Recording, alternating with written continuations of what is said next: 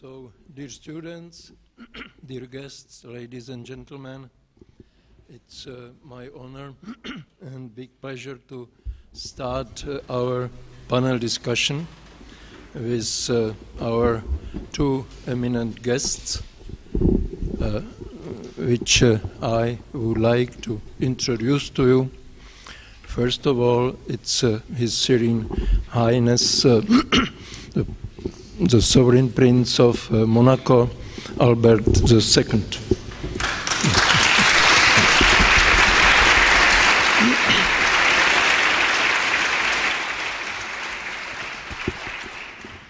Our second guest is the Mr. Karel Schwarzenberg, Chairman of the Foreign Relations Committee of the Parliament and former Minister of the Foreign Affairs of the Czech Republic.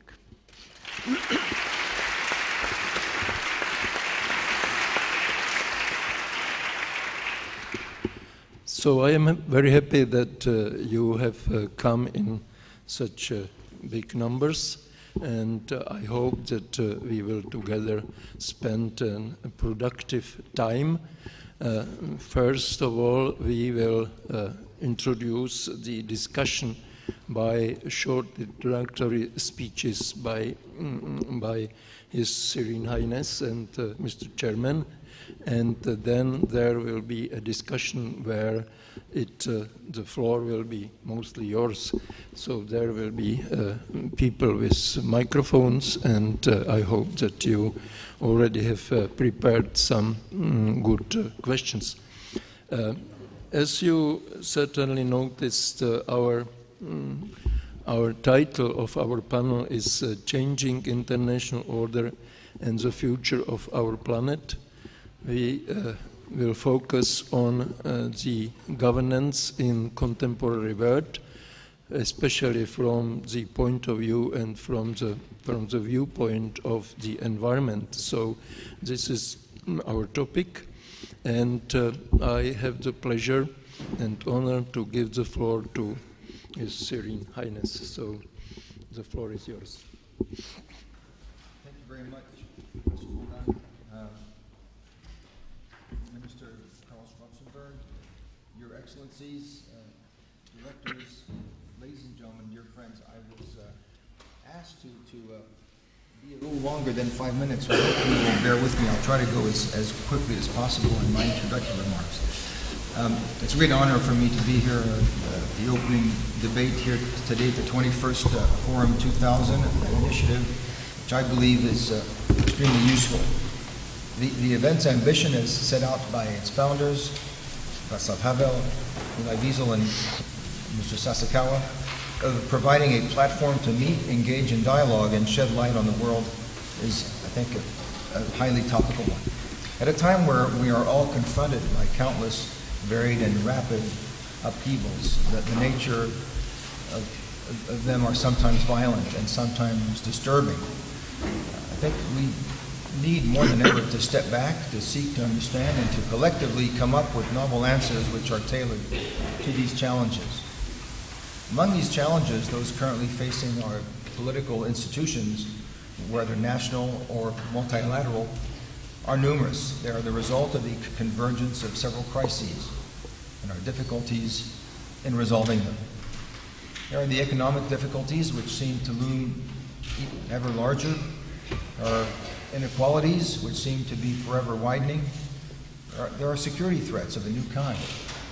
There are growing scarcity of some of our natural resources. There are weather disasters. Thank you very much, sir. I can handle this microphone. I hope everybody can hear me, otherwise I'll start from the beginning again. There are weather disasters which are increasing in numbers and in intensity. There is the ever-growing problem of desertification, which seems to be accelerating. There is, of course, migration, which is associated tragedies playing out before us on a daily basis. Yet faced with these major challenges, our political tools today seem powerless. Our traditional categories of analysis appear obsolete. Our governments appear to be impotent, our means of actions inadequate. people feel concerned that the future is depriving them of their ability to act. The very moment, is my voice that feeble? It's possible that it's so.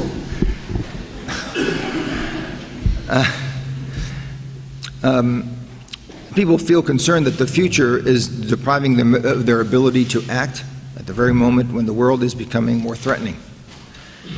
It is then tempting to compare these current situations with how things were just a few decades ago. The problems that had to be tackled seemed to be simpler back then. They appear to be clearly confined to the level of individual nations. The main threats were to be found at the borders. Trade was regulated by the authority of states. Natural heritage was managed without worrying about a future that we wanted to believe would be everlasting. This situation no longer exists today. Instead, complexity and uncertainty seem to have the upper hand. Complexity and uncertainty which states no longer seem to be able to control. It is therefore easy to blame them for every illness.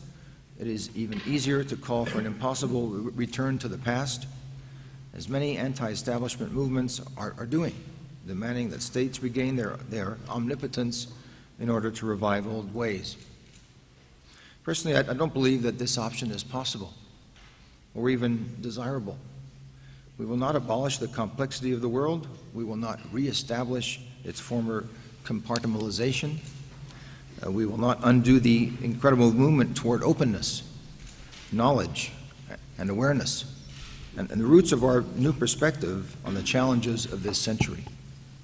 That said, we must not declare nation states to be defunct. I'm convinced that they continue to be a vital component of a collective action, a component which, in no doubt, is in need of some reform, but one which must, above all, be supplemented. To explain this, I'd like to talk a little bit about a subject which is of particular interest to me and which lies at the heart of many of the problems that we are facing today. That is the protection of the environment.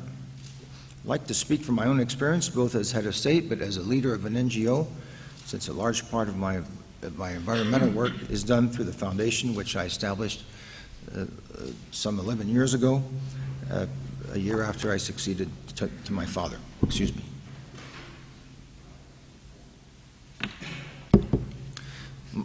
My foundation is dedicated to combating of course, the tremendous challenge of climate change, to safeguard biodiversity, and conserving the planet's water resources.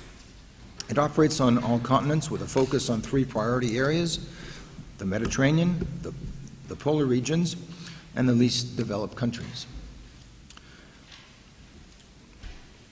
It consistently acts in support of or in partnership with other organizations, scientific labs, local NGOs, major international bodies, companies, and public institutions. Our ambition, both global and local in scope, our ability to take action in a variety of ways, and the importance we attach to adapting to the constraints of our partners and the realities on the ground are key assets when it comes to the protection of the environment. Confronted with a challenge that calls into question the majority of our economic models involving local populations, raising awareness and talking to as many people as possible is paramount.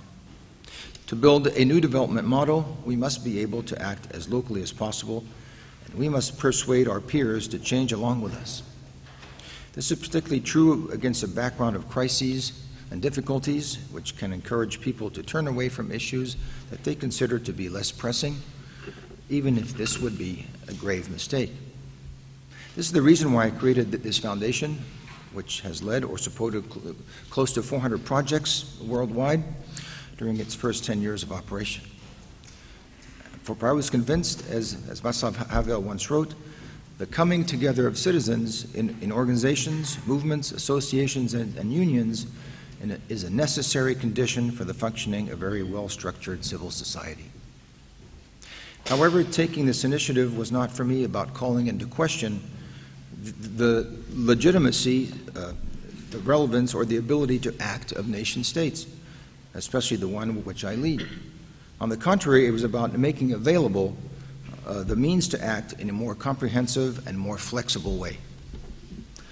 While we need everyone's commitment if we are to save this planet, there are responsibilities that cannot be delegated. In particular, there are the responsibilities of states, which are instrumental in many areas, whether it is combating land pollution, setting up areas to protect biodiversity, taking measures to promote energy transition, or establishing water treatment and supply systems. States can and must act. I can see this in my own country, where I've put into place an energy transition strategy, support for clean methods of transportation, and incentives to decarbonize the economy with the aim of achieving carbon neutrality by the year 2050. I can see this in the strong measures that we have taken to combat pollution and severely restrict the use of plastics, which wreak so many destruction in our seas, but not only there. I can see this in the success of MPAs, marine protected areas, which we have created in our own territorial waters. While they can't do everything, states can and must act to address new environmental challenges thrown up by the global threat on the environment. But they must understand that they are not alone, and they need to join forces with NGOs and other companies. States also have the responsibility to support and reinforce multilateral efforts, which now seems to be the most suitable level to deal with many global problems. This is the third level of the model that I wanted to propose today. Alongside and in partnership with NGOs, alongside and in close collaboration with nation states, multilateral institutions, more than ever before, have a critical role to play in responding to the challenges of this century. On environmental issues in particular, their commitment is clearly essential. Faced with a phenomena that unfailingly transcends man-made borders, how could it be otherwise? Since this is what I have been committed since the Rio Conference some 25 years ago to numerous international negotiations focused on the environment within the framework of the United Nations or within regional frameworks. I'm convinced that here too progress is not only possible but is already underway. This is evidenced by the Paris Climate Agreement, although it has now been weakened by certain unilateral decisions. It finally offers us a binding framework for combating the serious threat posed by climate change. This is evidenced by the decisions that were regarding certain vulnerable areas which need to be preserved, such as the Ross Sea in Antarctica, where a very significant marine protected area, the world's largest, was created last year. This is evidenced by the negotiations currently taking place at the UN to give the high seas, which represent nearly 50% of the Earth's surface, a status that will enable them to cope with the challenges of our era. This is also evidenced by the action that we have taken with regard to a number of endangered species, such as the Mediterranean bluefin tuna. While it has not led to a ban on sales, has succeeded with the strengthening of quotas to actually, hopefully, save the species. All these examples illustrate the importance of international action in support of which states must mobilize and for which they must have the backing of civil societies. Whether the issue of the bluefin tuna or the Paris Agreement, every case it is the mobilization of civil societies that enable progress to be made by coming up with solutions, by multiplying the impact of political decisions, and above all, by encouraging leaders to act. This is also a characteristic of this era. Citizens have the tendency to mistrust the capacity of the nation state. It is a new, unprecedented global awareness capable of expressing itself, taking action, and also mobilizing throughout the world, thanks in particular to social media and digital technology. This new awareness is without doubt the greatest innovation of our era, especially in the environmental field.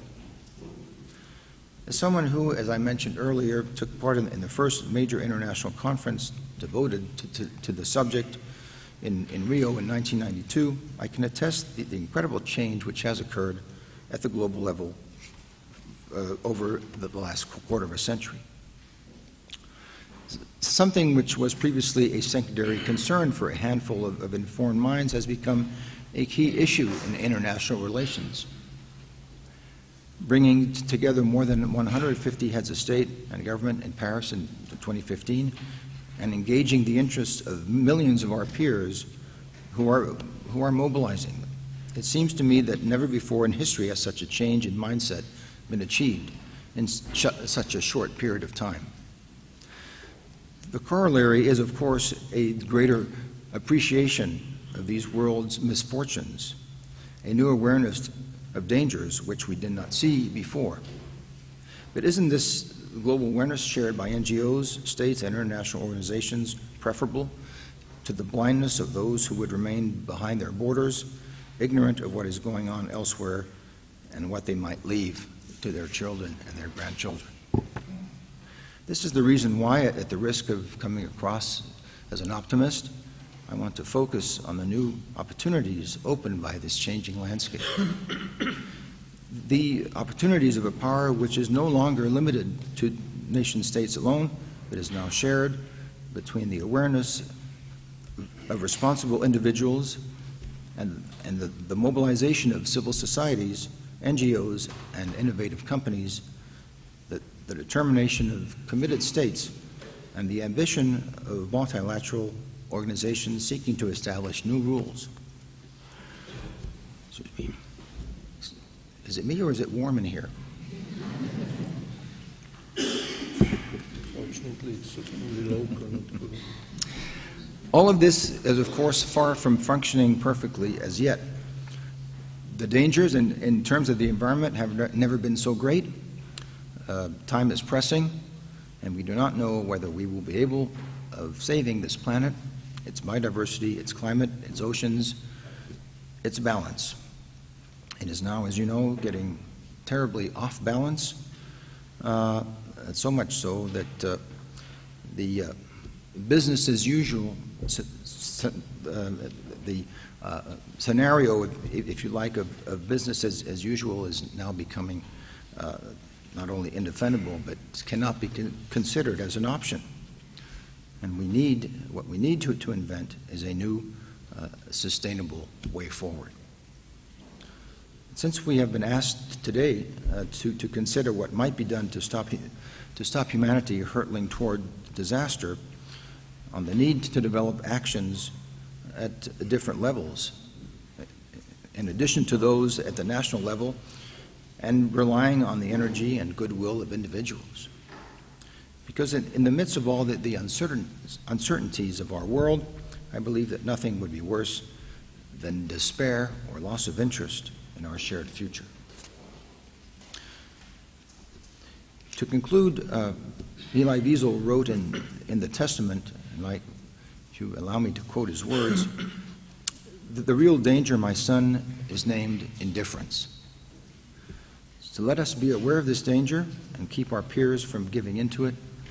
That is also the point, I think, of our meeting here this morning. Thank you very much.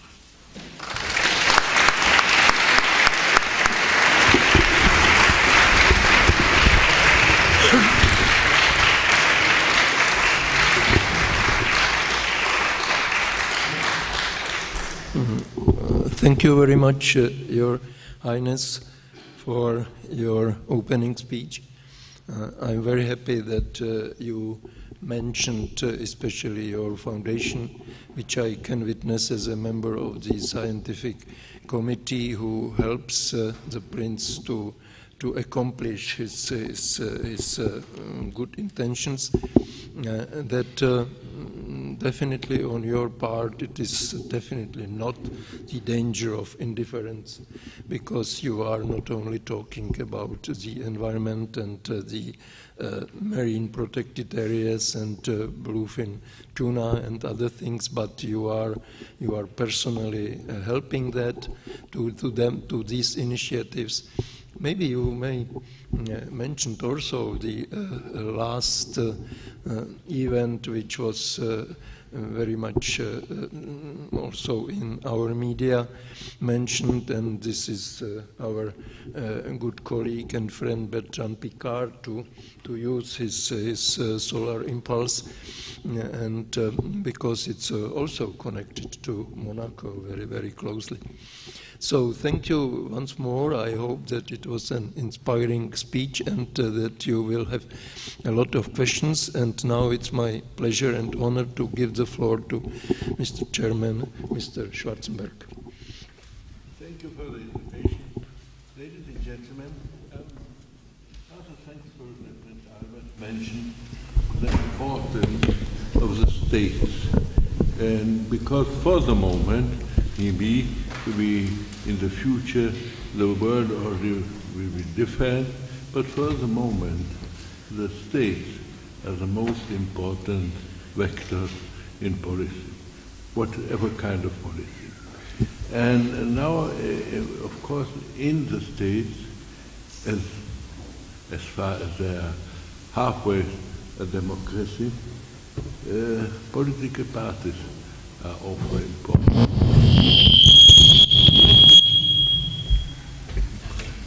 And somebody protested, but it's true. I was taught by Václav Havel, a great teacher, the importance of civil society. Civil society is important. Nevertheless, for the moment, and I am of the impression it will be for a longer time, the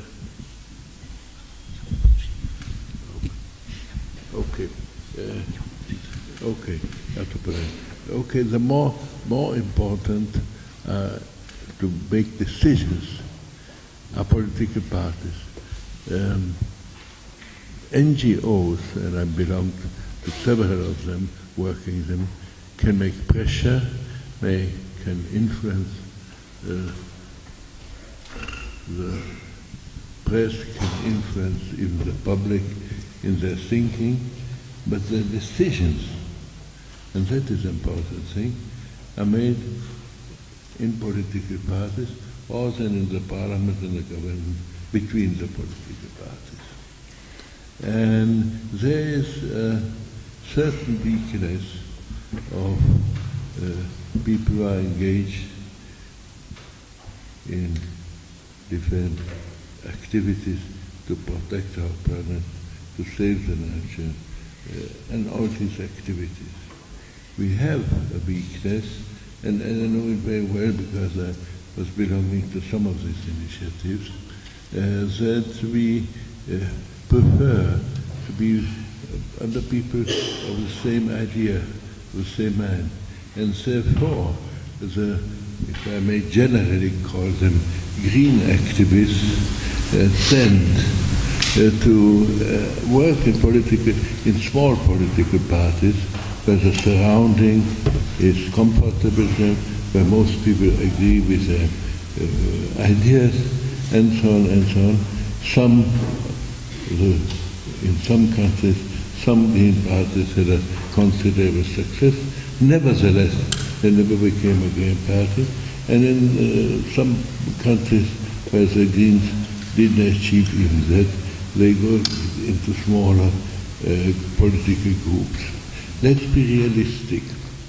We will have only success if the idea is to protect our world, to protect our nature, to protect everything which is living, gets a general idea, not only, I will be very clear now, in the mind of the whole public, a sectarian affair. Therefore, I would be very happy if all activists in this would, of course, with the help of NGOs and so on, but enter more politics and enter the great political parties, tout à fait égal if they enter the social or Christian, liberal or conservative parties, but try to influence the mainstream parties, not only be what in the green movement which tends to do, so to stay in the small parties, in entirely comfort between people who totally agree with us. Then we will be always on the less influential thing. We have to influence the whole political world. Let's give, may I show you another example of European history from the 19th century till today. The idea of giving the workers, hard workers, with the same rights as other citizens grew during the 19th century. In the midst of the 19th century, in most European states, there's a simple worker, what was later called the blue-collar worker, didn't have even the right to vote, or very limited right to vote. But then, slowly, first in their own parties, but what was successful, what was the success of the ideas to emancipate the worker in Europe was that it was accepted not only by one party, but most parties, be it first the socialist parties, later the Christian Democrat parties, the Christian parties, especially after the papal letter, Rerum Novarum, and so on and so on. And today, let's say, all political parties in Europe generally are accepting this, what was in the 19th century only the view of then as far left-looking activists. We have to get into the mainstream of politics in Europe and destroy the image that these people who try to save our continent, who engage in the protection of our nature, be it on global level or on local level, there are some strange people who don't understand business, don't agree with the mainstream of reasonable people. They are irreasonable. They have always idea how to protect some small animal and are difficult to accept for all developers and so on. It is important for us that we influence the whole political world, not only, which is not true of conservatives, to discuss between us. That is, I think, is one lesson I took from the last 50 years, the movement to save our world started in consequence of the European 68 revolution at the beginning of the 70s, and had considerable success. That's true. But still, we have the difficulty that it is not accepted as a general issue, but in many political parties and in many circles only as an issue of some strange green extremists or people who just try to be a problem for business life. That's one lesson I took in the last decades, working in several organizations, visit, and I would like to ask everybody who is present here and who is interested in this, to save our world, to save the nature around us, to save Earth which is worthwhile living, to engage, please. Get wherever you are in your village, in your town, be present at discussions whenever such a theme is mentioned. Don't think things happen by themselves. They happen only if you move things. We are still a minority, that's true. But you have to engage, you have to go to each political meeting, whichever political party, so political leaders realize that it is a real issue. But because I mean, moving in politics now for several decades, I realized one thing: politicians, members of parliament and governments move only if they feel a pressure from down. If there is no pressure, they won't move. And therefore, we can ask you, you have to start the pressure throughout your country, in your town, in your village, in your state, and we all in whole of Europe. That's maybe the only thing, because I would like to make a too long speech, but I think is a main message I would like to tell you out of my experience. Only with your engagement on each level of the political life we will achieve what we can.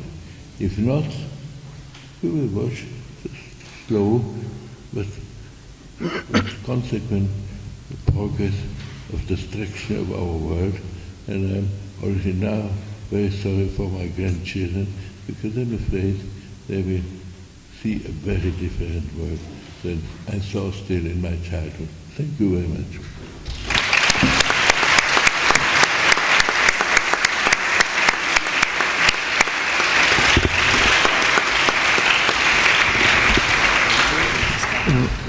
Thank you, Mr. Chairman, very much for your inspiring words and for reminding us that there is a very close connection between the environmental protection and politics, and that the mainstreaming of the environmental issues to the politics at all levels, being it local to national to international, is a way forward. And I think this is especially important in this time, in this country where, as we all know, in a few days we are going to the elections. So let's remember what was said and express our views in the process of elections. So thank you once more. And now the floor is yours. So it's time for your comments, questions, whatever. So.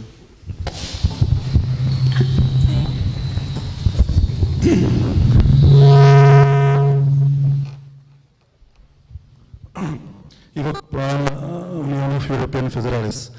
I would like to ask you, Excellencies, I very agree with everything you said, both. How you will, what you will do with this after-elections process in Germany, because this FDP has been revived by entrepreneurs, business as usual, and AFD originally 4 years ago was even founded by many entrepreneurs. So what will you do? And we have also reborn of FVP in Austria. So this is these main obstacles in Europe to make a real nice environment among people and among all the space we are living at. Thank you.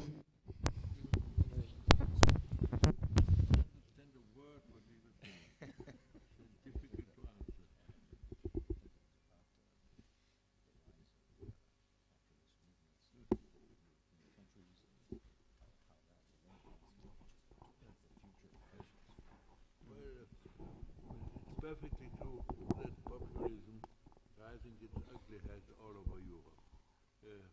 Not only in Central Europe, the same we see in Western Europe and so on.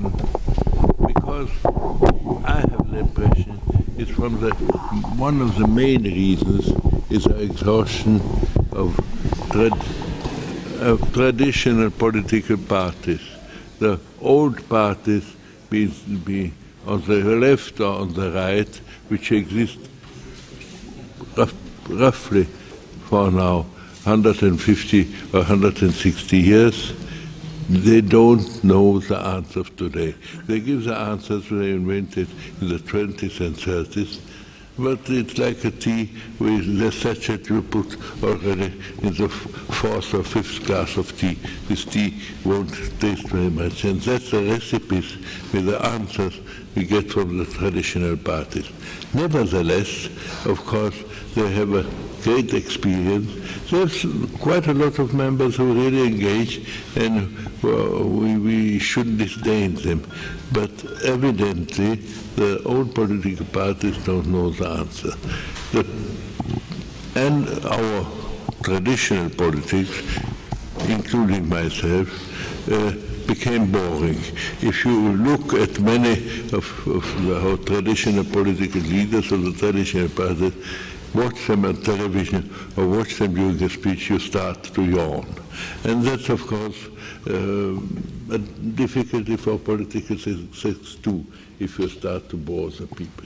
And the extremists don't bore.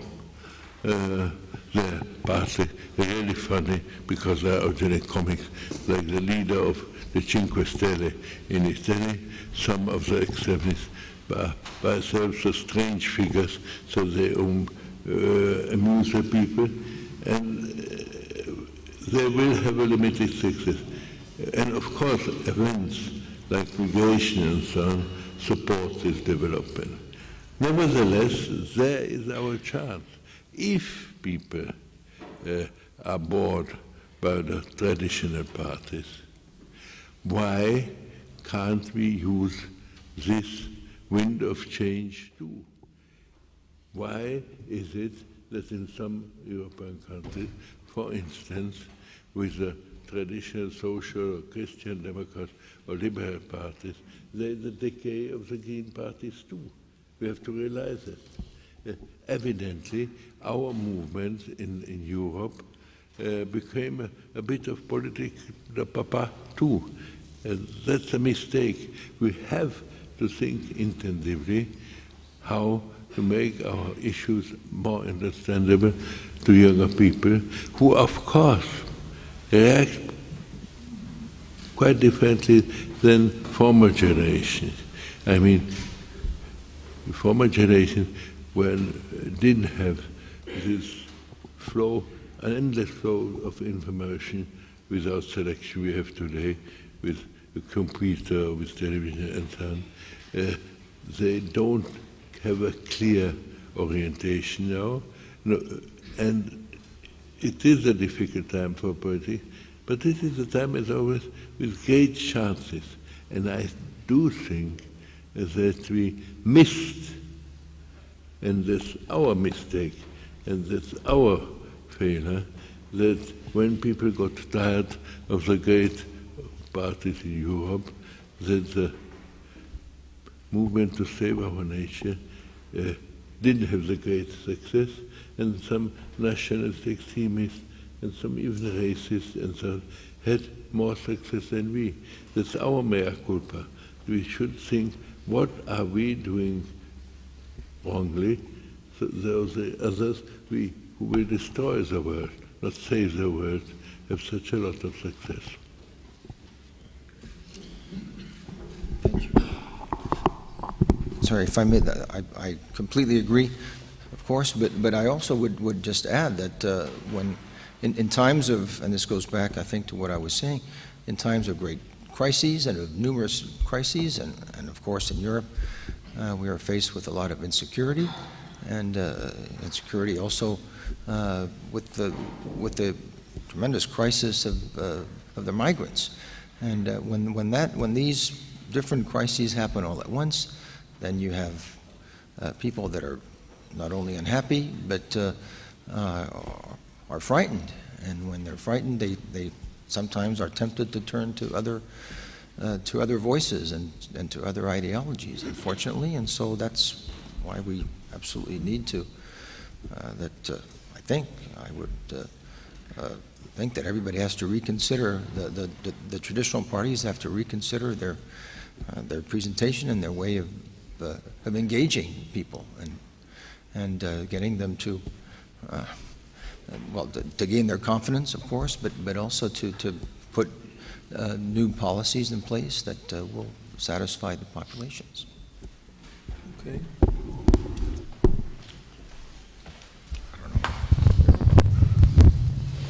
Hello, my name is Alexandra Dzik, and I'm the head of the anti-corruption NGO from Ukraine. Thank you very much for your speeches. I all the distinguished panelists have actually mentioned the importance of cooperation of the government and NGOs in the field, civil society, regardless of actual the field, be it protection of environment or fighting against corruption or enhancing the transparency of the work of the government. But what do you do if the government is actually chasing NGOs working in whatever field they are working? This is particularly happening in Ukraine, and this is happening all over the world. I see it from my colleagues working in different NGOs in different countries. Whatever you do, well, I'm being chased by the government on the national level. So I know how it feels when you try to enhance the transparency of the state, to fight against corruption and bring it to the level of the highest European standards, and then you face these obstructions on every step you make. So my question is, to what extent the international community should be involved in protecting or stepping in this process of NGOs being able to operate in the countries like Ukraine, and what are the particular instruments that the international community can use to help the NGOs develop their ability and capacity to be a part of the work in their countries, not to be chased by their government. Thank you. Well, let's see. I'm sure you will have also an answer to this. I think it, very simply, it's very hard to, and I don't know if there's a, I'm not up on my legal studies to know if there is a decent or an appropriate framework to help NGOs in different countries. It's very difficult to interfere for anybody, any international organization, but any other body to interfere within a country to protect these type of organizations and NGOs in particular. It's up to, of course, that's a very particular situation, and I feel for you because it must be very frustrating and very, in fact, extremely unpleasant to not be able to carry out what you had set out to do because of the little willingness of or the unwillingness of your government to act in that way. But I think, you know, you have to try to engage in some sort of dialogue. That's the only thing I can encourage you to do. It's probably very difficult, if not impossible, but it has to be the only way forward, is to with increased dialogue and increased presence and pressure on your officials. Please.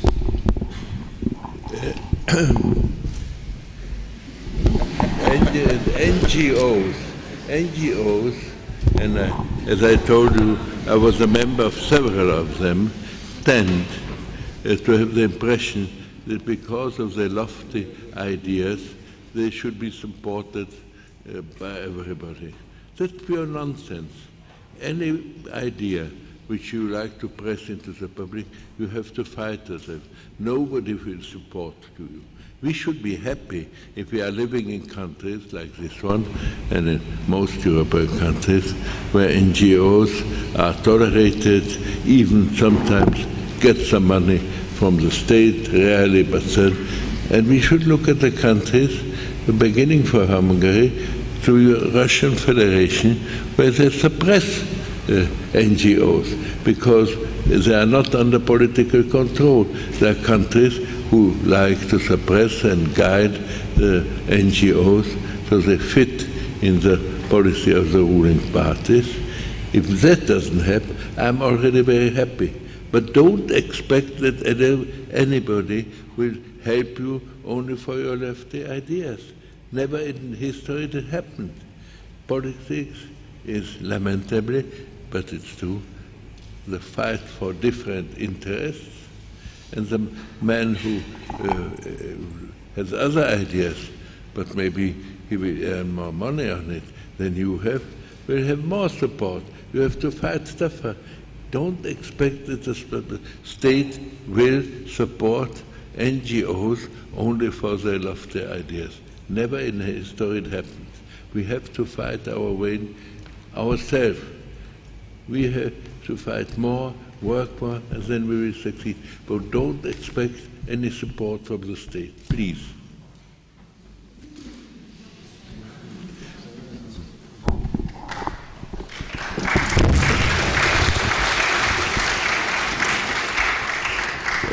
Thank you for your answers. I would only add that what perhaps our forum can do is, and is doing all the time, in fact,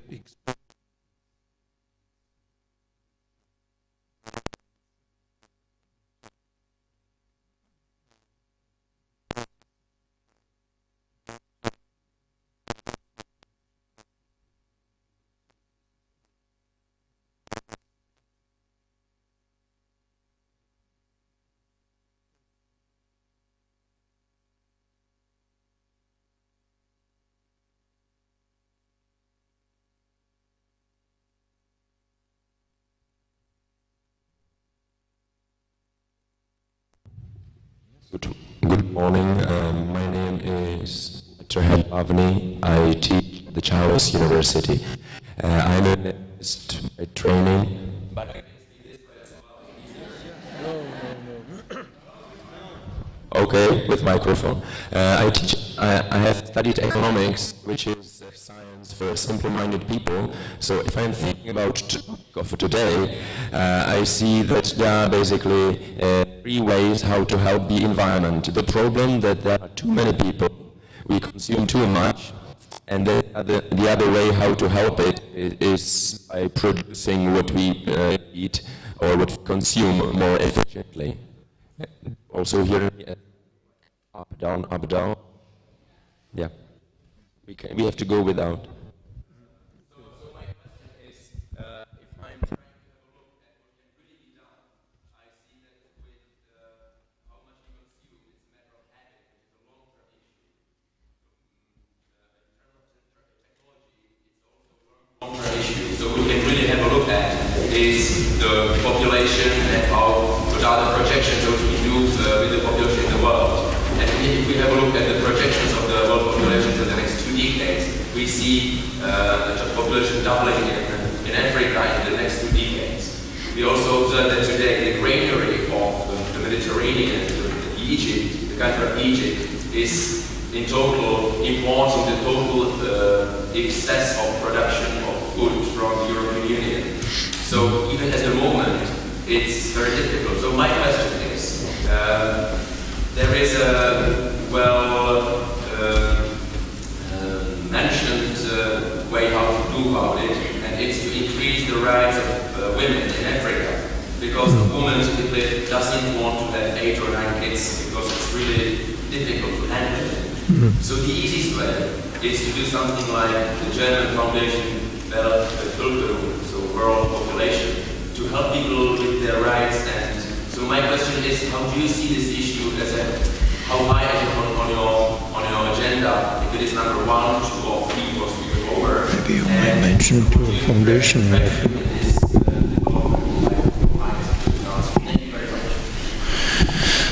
Thank you. Well, that's pretty much at the heart of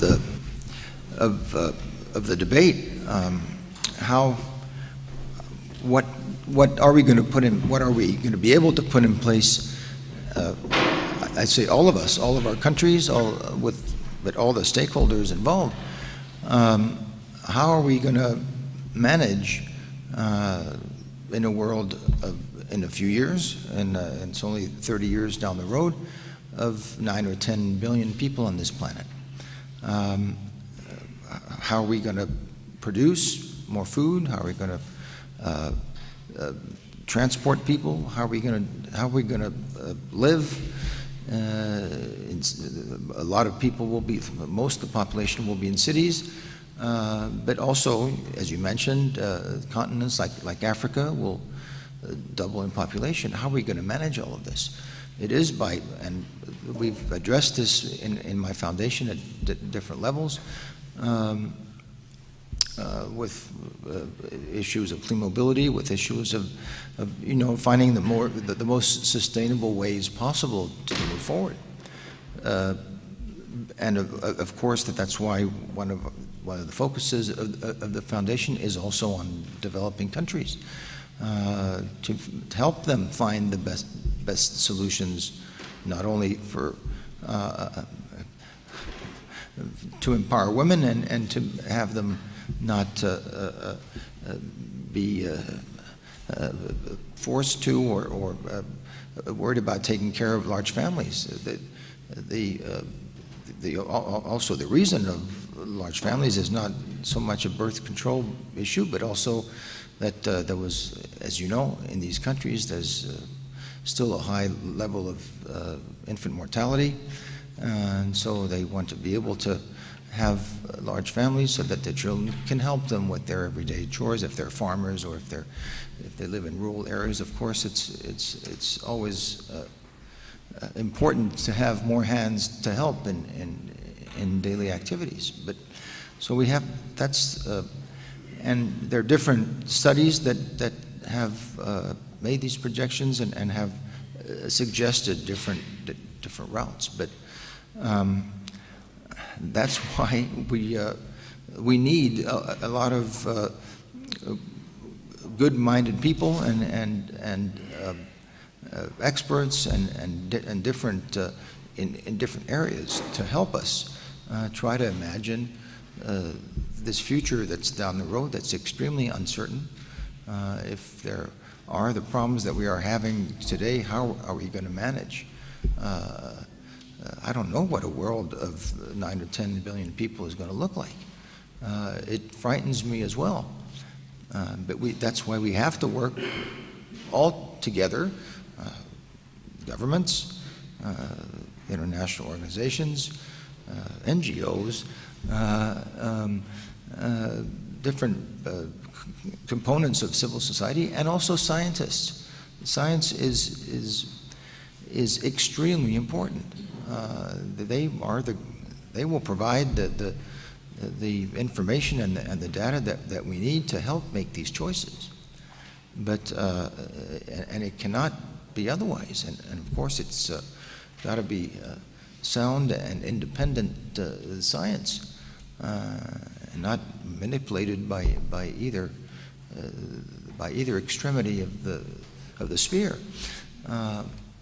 And so I think things are going underway now, and there are some extremely interesting solutions in terms of energy, in terms of food production, but we need to do so much more. And of course, don't forget that if you have models of food production in different parts of the world, they have to take into account the inevitable changes in our climate that are already underway and that might hinder the yields of different crops and the scarcity of different products.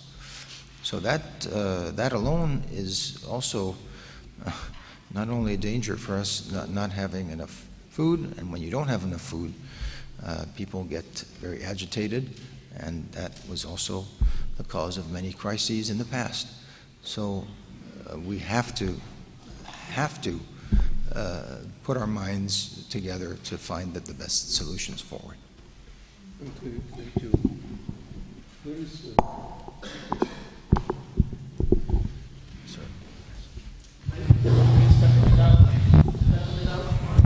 Yes, it's okay. Everybody. Okay. Wow.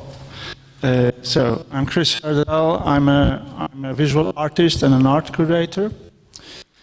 My vision of the problem is that, well, the central question in our times and in all developed economies appears to me the reincarnation of excess money, of saved money, of savings. Yeah? How do you transform what you accumulated as a saving, yeah, into new material goods or services connected to goods? Yeah? And I'm afraid to see that today we are on a very bad side, because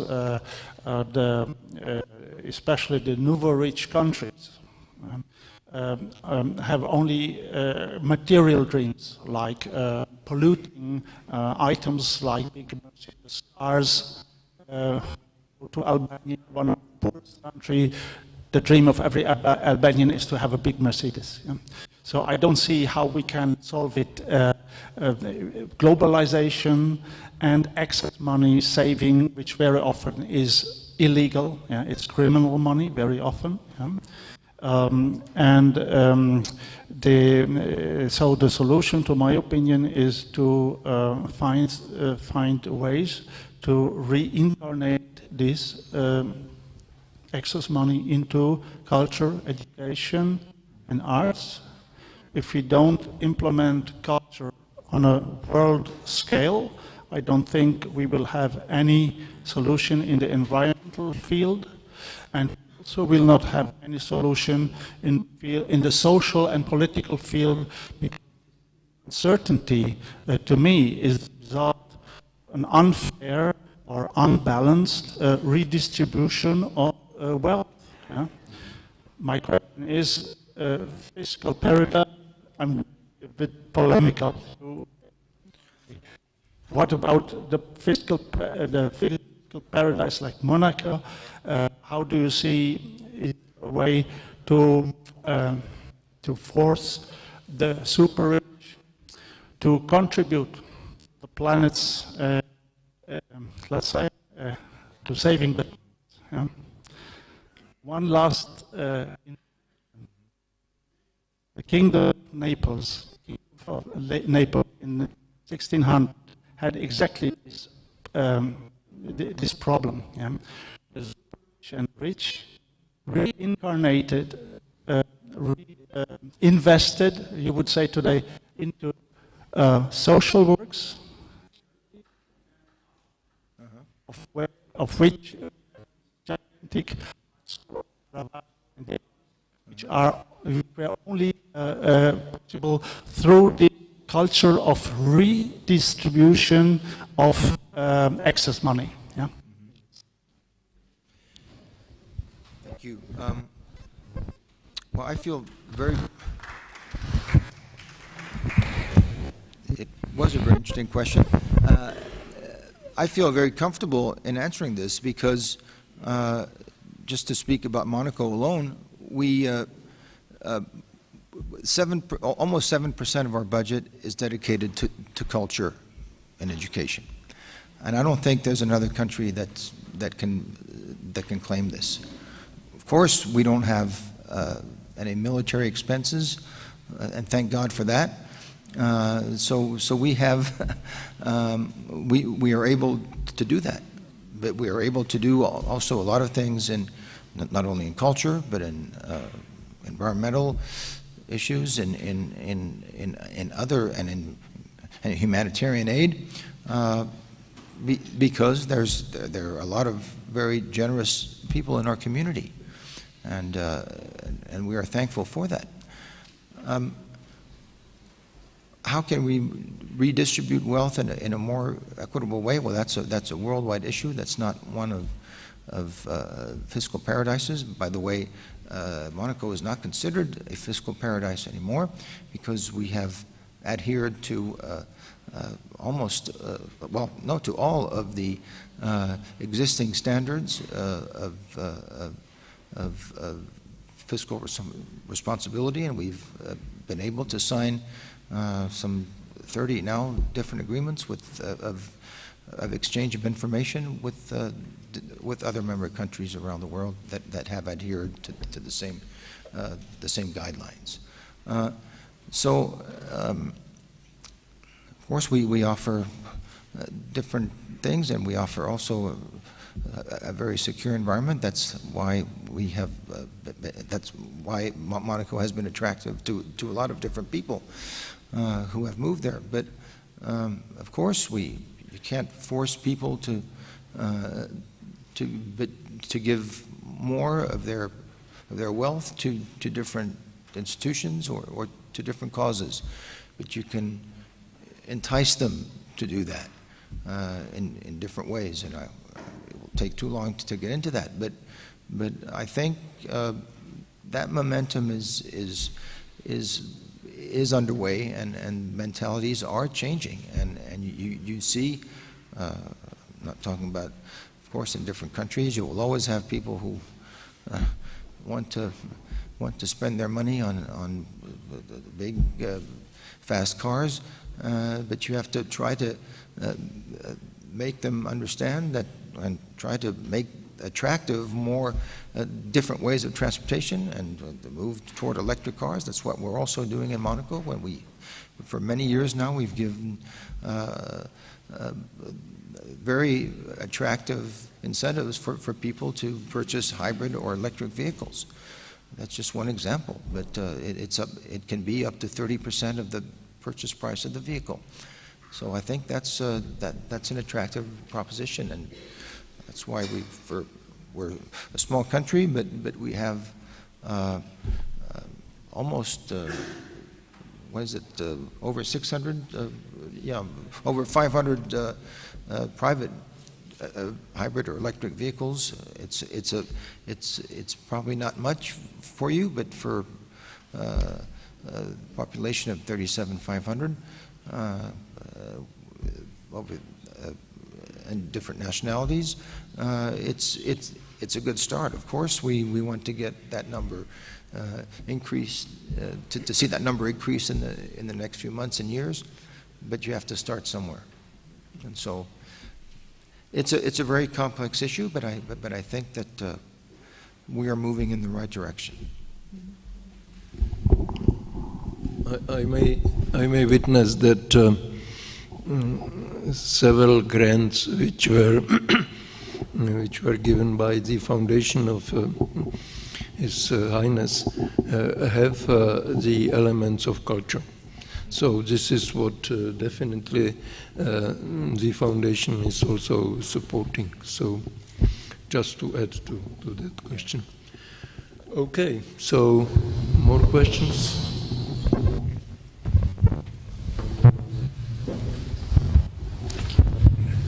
Hello. The question would be to His Highness. My name is Ivan, manager in international cement company, Cement of Mexico. I know there is a current debate and consideration to open Air Monaco company based in Nice airport. So how would you support the decision making in this process? What's your consideration? From one side, flights, it's this additional energy and the CEO contribution. Unfortunately, there's no electric planes yet. From the other side, it's optimized flights are good for economy, good for people, and it contributes to growth and development. So how to make this ecologic, practical decisions? Thank you. I don't know of this company, but of course we anything that can improve, if it's done in the right way, anything that can improve transportation at different levels is to be encouraged. Of course, it has to be, ideally, it has to be in a very sustainable way. The aeronautical industry is, I think, is trying different things, which are very interesting in terms of fuel efficiency, with planes that can fly at higher altitudes and therefore consume less fuel. There are also electric planes that are being tested. Of course, we mentioned the Solar Impulse, which was an incredible project. And I hope it will have different applications in the airline industry. It's going to take some time, but I'm sure it will. What we also have to work on, and I saw a program last night that addressed this.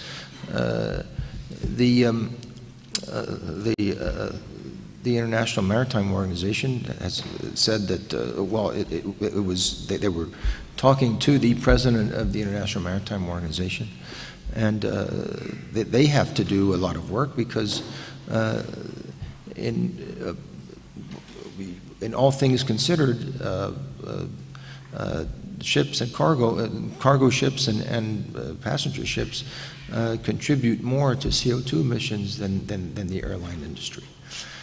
So they have a lot of work to do as well in terms of engine efficiency, in terms of alternative fuels. Probably we're still far away from a hybrid engine in the ship industry. Not to mention an electric engine. There are some electric ships, but for very short distances. We were able, the foundation was able to fund a project called Planet Solar, which was the around the world voyage of a solar paneled electric engine vessel around the world, and that was very successful a few years ago. So I think there are some solutions out there. They need to, of course, need to be better funded to be able to be a reality in the near future. But of course, we have to be very careful of that because we cannot keep on pumping billions and billions of tons of CO2 into our atmosphere. Maybe one last question.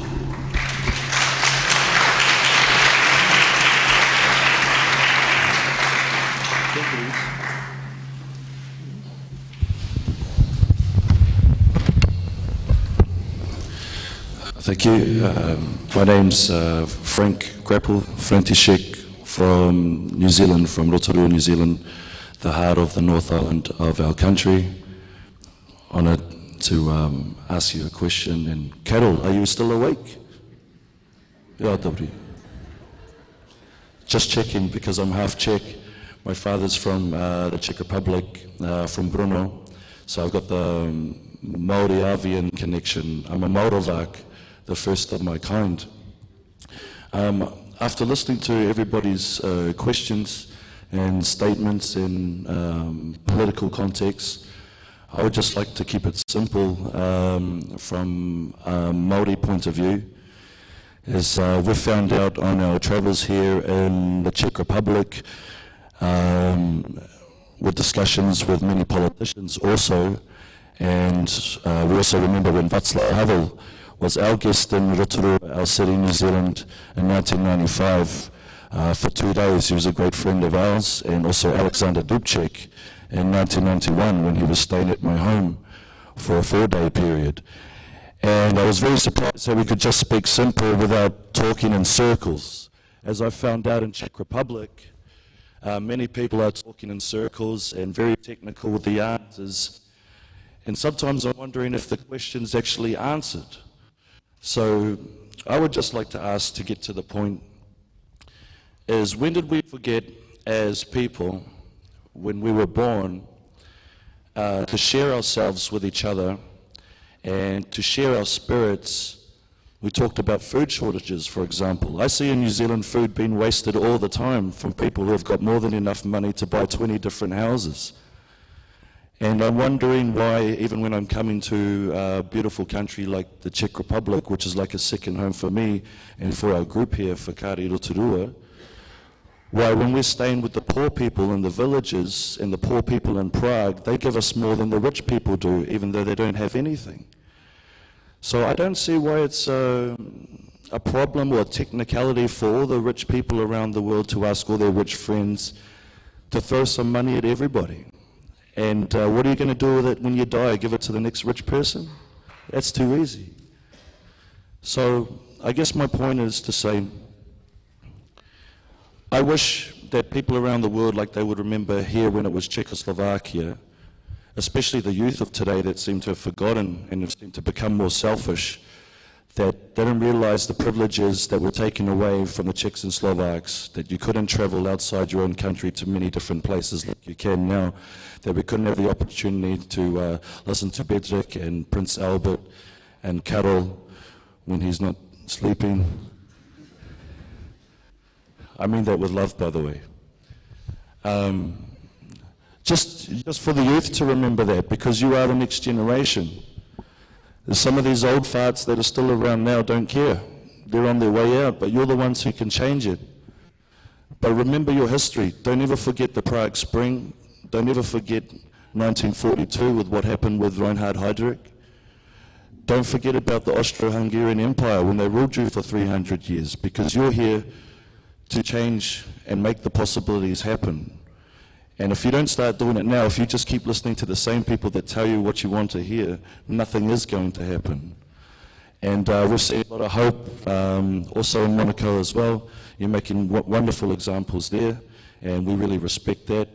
And we follow you also as well as we do and follow Forum 2000. So we want to sing the song for you, Prince Albert, hopefully to wake up Kaya and Bedřich. And it's for all of you to give you some inspiration, and hopefully you'll follow through. Domov můj, kde domov můj, voda hučí,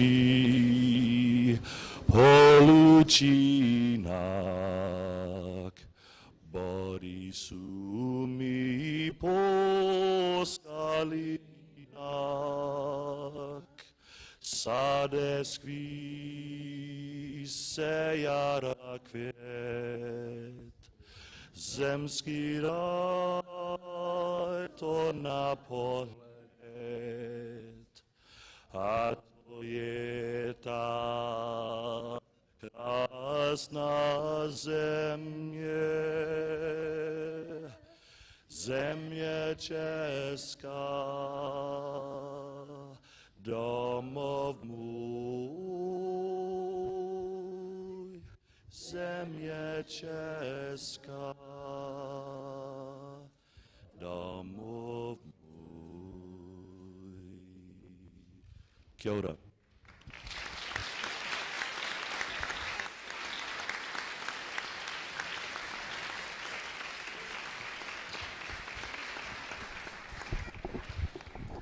So thank you very much for a very nice conclusion, in fact, of our session. We have exactly exhausted our time. So I would like to give the last, the floor for the last word to our panelists, but please be very, very brief because we have just 3 minutes.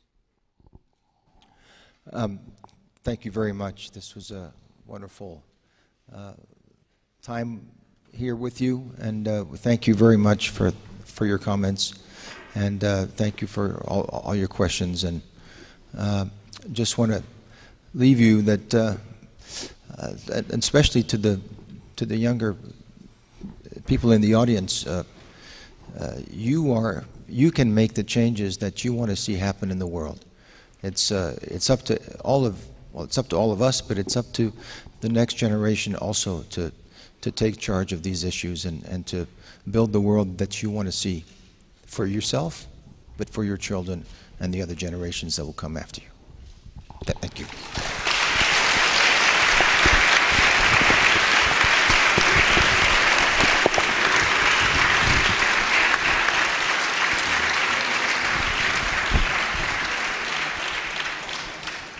I will be much shorter. I would ask you for one thing. Engage. Don't expect that anybody will do the work you have to do for yourself. You have to do it you, yourself. Nobody else will do it. So please engage. Today, tomorrow, after tomorrow. And I'm afraid that we achieve something, we will need several years. Start today. Thank you.